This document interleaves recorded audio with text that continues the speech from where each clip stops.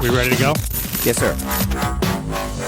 Welcome, everybody, to the PHDJ podcast. My name is Mike. What's up? It's Joe. Well, welcome back, Joe. Welcome back. Man, we run there. It's we've both been on tour. It's been like 5 weeks. We recorded 5 shows over a month ago. And first of all, apologies to the listeners. I know my Wi-Fi was not great that morning, and so there were a couple times where it sounded like I was underwater, and I didn't swap out Joe's audio for my audio, blah, blah, blah, internally. So we appreciate the listeners who hung in there, and even though it wasn't great audio the whole time, and that was the problem. We did 5 shows that morning. We banged them out. So, but it's been this is the longest stretch in the last, 4 years since we've been doing this. 5 years. And by the way, speaking of anniversaries, apologies to the listeners. We're going to get all gushy here because we haven't talked in a while. Did you see what today is? 8 years ago? 8 years ago? No. 8 years ago today, I flew to Raleigh for the very first PHDJ workshop. Wow. Yep. Remember when we met Miss North Carolina in the lobby? Yes, we did. In the lobby. In the lobby of the hotel. On March 9th. 8 years ago today. It came up on my Facebook memories, and I was like, wow, time flies. It was the beginning of a good friendship, a great friendship there, right? Yeah, Joe? man. We had a nice run. We did seveul of those. We did some in Vegas, some here. Yeah, that was fun, man. Yeah, very cool. Very cool. So how was your month plus? It was good, man.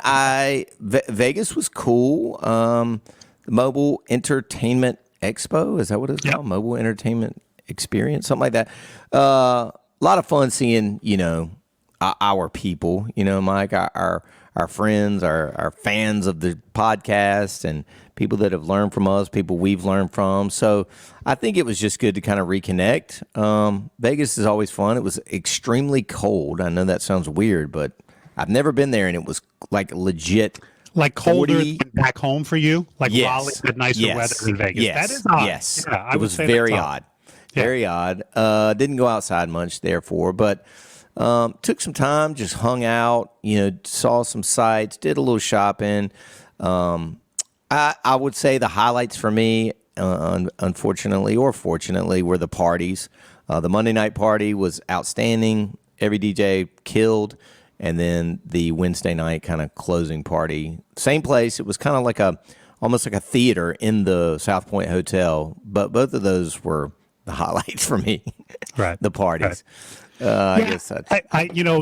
If the listeners were paying attention, I didn't go to that because Kelly and I spent 10 days in Jamaica beforehand. And I would make that trade any day. But I got to admit, once I got back and was getting back into my normal flow of life, looking on social, and basically it seemed like every DJ I knew except Dave Lander. I think Dave and I were the only two. Maybe Alex Neppa didn't make the trip either, but it seemed like everybody else that I knew was out in Vegas. So there was a little bit of, FOMO? FOMO, yeah. But again, I kept saying to myself, hey, you could have given up the Jamaica trip for this. Right. And I said, well, I made the right decision. So, no, man, you made the right decision. Super, super hot wife trip on the beach for 10 days. 10 days of just chilling and relaxing. Dude. Trust me, my jealousy level was through the roof. I don't think I've taken 10 days off since I started working. Like, I'm not even kidding. Kelly, I think I maxed out at 7. Normally, first of all, we know the difference between there's 2 different types of vacations. One where you go sightseeing a million things. Right. Then the type where you just chill and do as little as possible. We've never done a chill, do as little as possible for 10 days. We usually aim for 6 or 7, but I'll tell you what, by day 6, I wasn't at full Zen mode yet. By day 7, I was. Like, it really took a week for me to get there. Now, maybe that had to do with how hard I worked in 2021 and how much stress I carried and everything else. But it wasn't until day 7 or 8 where I was like completely like, okay, I'm there. I got it. And I was so glad we weren't like packing up on day 7 to go home. Could you have stayed past 10? I could have. I didn't have to though. Like we definitely, Kelly and I both on day 9 were like, we're ready to go home. Not that we were sick of it by any means, but no, right. But we were like, I'm ready. And I think the only way I would stay more than 10 is if I turned it into a working vacation. Like and listen, I answered some emails, I did some follow up, but I basically tried to not. But if I was going to be away for 2 weeks, especially again like a chill, I would set aside a certain, this half of the day I'm actually going to do sales. I'll set up phone calls. I'll set up Zoom meetings, that type of thing. Yeah. Man, it looked great. Which it's not unheard of. We can do so much, especially sales wise. You can do so much remotely, man. Of course. Yeah, I just, you're just not fully disconnected. But didn't you take a trip like a couple years ago where you literally shut your phone off and everything? Do I remember that right? That was a 3-day cruise. There was, right. Okay. Yeah, it was a cruise from LA to. That was right before the Collective in Tampa, because if you remember, Kelly and I did the cruise to LA. We flew to LA a couple days. Then the cruise part, I turned my phone off, and then when we got to LAX, Kelly flew home, and I flew to Tampa. That's right. Yeah, okay. Yeah. And by the way, a tip of the cap. Speaking of my vacation. Mark Beecher, who is a loyal listener, he was the one who I mentioned on air last year that Kelly and I were thinking about Jamaica. He sent me a recommendation for a resort that Kelly and I stayed at, and we absolutely loved it. So thank you, Mark, for the recommendation. Can you go ahead and just give it out now in case I want to roll? On the grill, on the beach and the grill. It is phenomenal. So thank you. Jarrell, Charella. Yeah. And I'll tell you what, it was weird. Kelly and I had a test negatively for COVID before we left.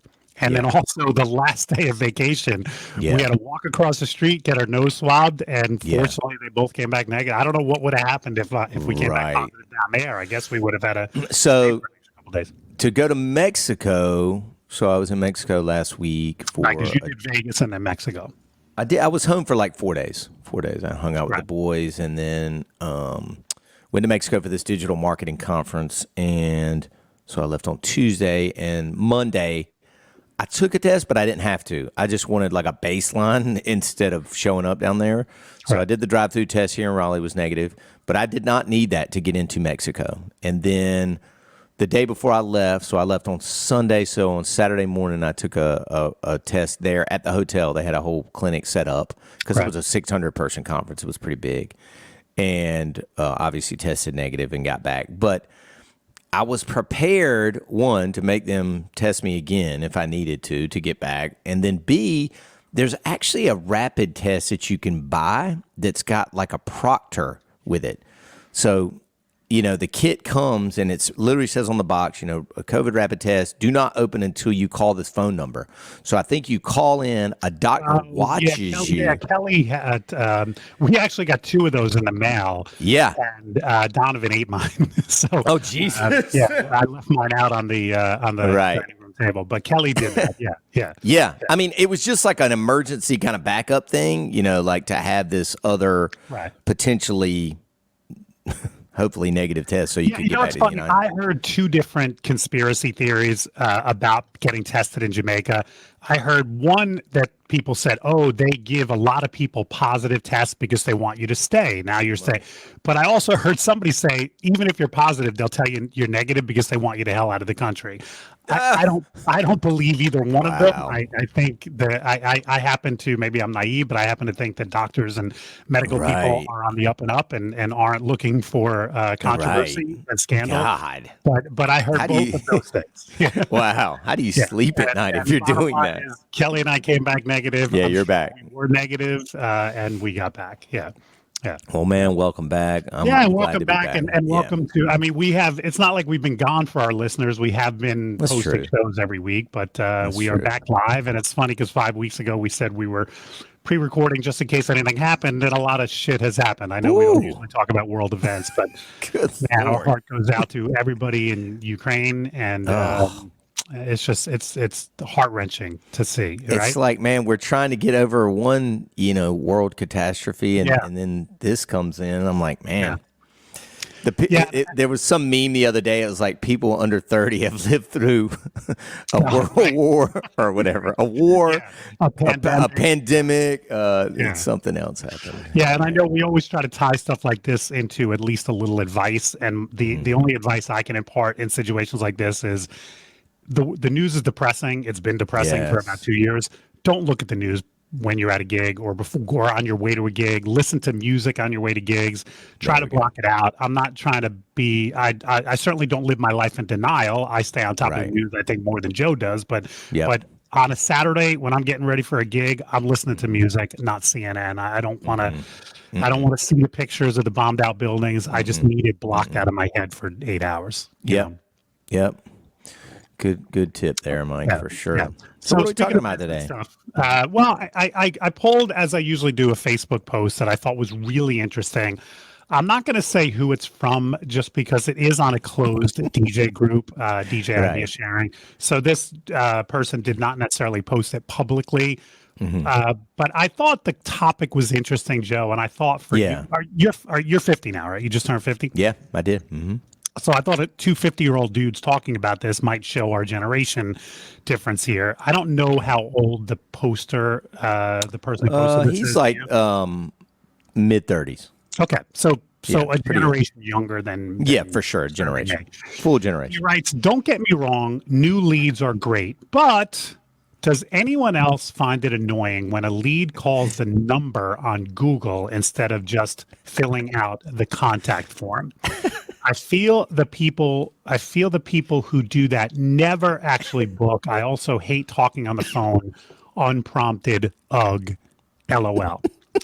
So you're laughing. So give me your. Did you see that before I sent it to you? By the way, no, I didn't. No, I did not see it. I stay off that page unless you direct me there with a with a topic. So. I mean, ironically, as somebody probably 15 or more years older than this person, I mean, I do agree in a sense. First of all, let me preface that by saying no business calls come to my cell, and there is no landline in this office anymore. The old office number has been ported to a cell phone, which sits at Randy Bennett's house, which is where Randy Bennett works, who essentially... Can I find out from him? Obviously, it's not annoying for you because it never happens. But well, I'm trying to rewind to the days of yesteryear, which again was less than 2 years ago, where I did have an actual landline here, and the number that ends in 9001 came here, and I did have to answer the phone. I'm not a phone person either. I would, for multiple reasons, and I'll say that. One, from a standpoint of tracking, I love to get a lead on the contact form on the website because, again, it goes directly, as Mike knows and most of y'all know, into our CRM, which is DJ Event Planner. So I don't have to retype the lead, where they're, go through all the information. Secondly, I just, depending on where I am in my day or mood or status, sometimes I'm great on the phone, sometimes I'm not. And I remember Mike and I've talked about this before, I think. Wasn't there somebody that put a mirror or something above their laptop or their desktop, to kind of make sure they were smiling? Somebody did that. I thought we talked about it. Yeah, to make sure that they picked up the phone with a smile. Somebody actually gave me that tip one time, or either even had some like a sticker on their phone and was like "smile before you pick it up" or something, which is kind of a cool thing because it does change the way you answer the phone. But I'm not great on it, and I think, and we'll kind of parlay that into the second half of this conversation, like where the status of meetings and speaking to leads are. What about you, Mike? I mean, do you spend a lot of your day on the phone? Or somebody directed me to this post, and they were like, "Hey, you guys should talk about this on the podcast." And my first thought was an eye roll, and like, "Are you kidding me? Like, that's the ultimate goal, is to get people to call your office." But after thinking about it, and after checking myself as a 55-year-old and saying, "Hey, man, business, that's the way I used to describe business. I used to, sit at my desk and love the jangle of the phone Sure. because That's how you knew you were a success, right? I mean, I quote in my book, my first business partner used to say, that's when, when the phone rang, that's money calling. Like that That's was right. his saying. Yeah, I love that quote. And that was probably the same incentive to smile because, yeah, when you pick up the phone going, this is $1,000 deposit that I'm about to pick up. When you have that mentality, yeah, you're going to be a lot more upbeat and a lot more enthusiastic. True. But after getting over that part, I went, yeah, you know what? It is easier to get a lead with the form filled out, send them information, and then set up a phone call. I mean, I thought to myself, and I talk about this, by the way, shameless plug here. I am speaking at Marquee and I'm doing a sales seminar. And one of the things I talk about in that seminar is my ultimate goal is to get a meeting with people, whether it's face-to-face, Zoom, or a phone call. Fact. But Yes. it's a meeting once they have all the information in hand. I'd rather get you on the phone or get you on a Zoom or get you face to face once you've seen our pricing, once I've shown you which DJs are available for your date, once I've qualified Pre-sold it almost. Yeah. because if you're looking for a $700 DJ, there's no point in me getting on the phone with you. So so I do get that point that there was a little bit of a pain in the ass. But I don't know how serious this guy was.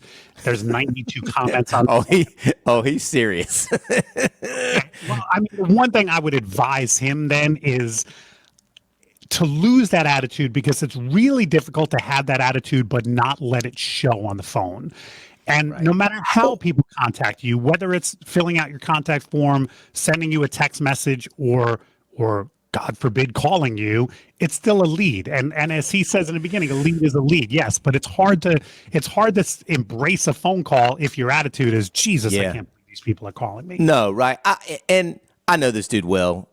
He's a friend of mine. I mean, he's very successful. So either A, he is flipping the script when the phone does ring, or B, he has somebody that is a Randy, that is actually doing it and doing it well, or else he probably wouldn't be in business, quite frankly. Yeah, I don't think so though, because then maybe right.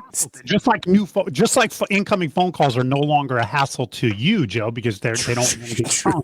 It seems to me like this post was probably right after. And listen, sometimes I'm in the middle of a project too, and the phone rings, and Lynn's already left, and I'm like, but I go to the Eric Taylor thing, my old business partner. That's money calling. Stop, stop being a diva. Who cares about this project? This is a new lead coming in. The only thing that pisses me off is when I break what I'm working on to answer the phone, and then it's it's an unsolicited call, like a sales call for me. Like, hey, it's time for you to check your car warranty. And I'm like, Yeah. But if it's a new lead, I still embrace the way that they call. That's money calling. I love that. Yeah. I remember that term. So speaking of, Mike, I mean, let's kind of just parlay the last couple of minutes of this episode into what is happening now, in terms of your consultations. And, you pre-qualify people, same system here at Bunn DJ Company. Are y'all able to get people to come back? Because I built this new office here and I haven't seen a damn soul in forever. I person. Wouldn't say we haven't seen a damn soul, but we're probably 10% face-to-face appointments at this point. Wow. Probably 2/3 Zoom and about 20% phone calls. I would say we are 1% face-to-face, 85% Zoom, and then whatever the last 14% is they just call now and book, which is kind of beautiful. Like, I don't know, is it Mike, when you hit the 30-year mark, you can just actually get people to just be like, yeah, we want Mike Walter, or yeah, we want Tommy, or do you just get to that level at a certain point? Those certainly happen from time to time, and that's another thing I'm going to be talking about at this seminar in Marquee. The old dude, now you're going to make me go to Chicago just to hear this damn seminar. The old adage ABC, the old acronym ABC ABC, always be closing. Sometimes we as business owners have this sales arc that we think about: get the person pricing, get them on the phone, get them a meeting, blah blah blah. But some people are just ready to get to a contract, and we need to read the tea leaves. And I have a number of different things that I will show you in that seminar, what I consider to be buying questions. When a client asks certain things, it means get out of the way because they're ready to book. Stop doing your sales arc because they are ready to book. So hurry up and jump to the end. There are certainly those things, but like I said, 10% probably face-to-face. I wish it were more. Yeah, you've seen my me office. too. I've seen your office. Yeah. They're beautiful spots. I think they're impressive. Yeah. I think they sell people when they walk in the door. But I think we've talked about this. I feel like we might be being redundant, but there is an efficiency to Zoom meetings that you don't get with face-to-face meetings. Sure. There is, but I do miss it though. I do miss it, and I miss seeing the guys come in and do their meetings and overhearing them and setting up the lights and seeing people take a picture in the photo. But I do miss that from 2 years ago. Can you believe that, man? 2 years next weekend. I mean, let's say COVID. Let's say this last variant. God, I drew a blank. I blocked it out. Right. Was the last one. Let's hope, right? Fingers crossed. And let's hope this thing starts trickling down to just being the seasonal flu and there's no more problem face to face. Do you think those will ever come back in the regular way, or are they done? A year ago, I would have said, that they were going to come back just like the weddings came back. And now I'm not so sure. I think the world has become very comfortable with Zoom. It doesn't matter if you're your mom's age or, a child that went to school on Zoom for over a year. It's just become the industry standard. So, no, I don't think it's going to come back like you and I used to know, where, you had a calendar up on the wall and it was like, okay, well, Tommy, Mike, and Bob are in these three offices. Like, you guys can't come until, the 9 o'clock hour because these three, we're like, I don't think we'll see that again. Yeah, our old office had 3 meeting rooms. Correct. And there were nights where all 3, and somebody had to meet with somebody in the lobby. Yeah. Now we've got 2 meeting rooms, and they are never both being used, ever. Coffee tables, dusty. But that also goes back to pre-pandemic, and that's why I don't think it's ever going to return, because we were already trending in that direction. Interesting. The pandemic just sped it up. Yeah. I don't remember trending in that direction. I remember the majority still being very much here. Anyway, this was good, man. Anyway, put a smile on your face when you answer the phone. Before you pick it up, say that's money calling. And that's our tips for the writer of the post, which no shade at him whatsoever, man. I feel the same. I will put the link there just to show him that we talked about this, and oh boy, that was our opinion, and we admit fully that it's 2 50-year-old dudes, old-fashioned, opinion. We're old school. What a phone call actually should be. We're OGs, guys. All right, y'all. Thanks for listening, everybody, and we'll be back with another episode soon. Thank y'all. Ciao.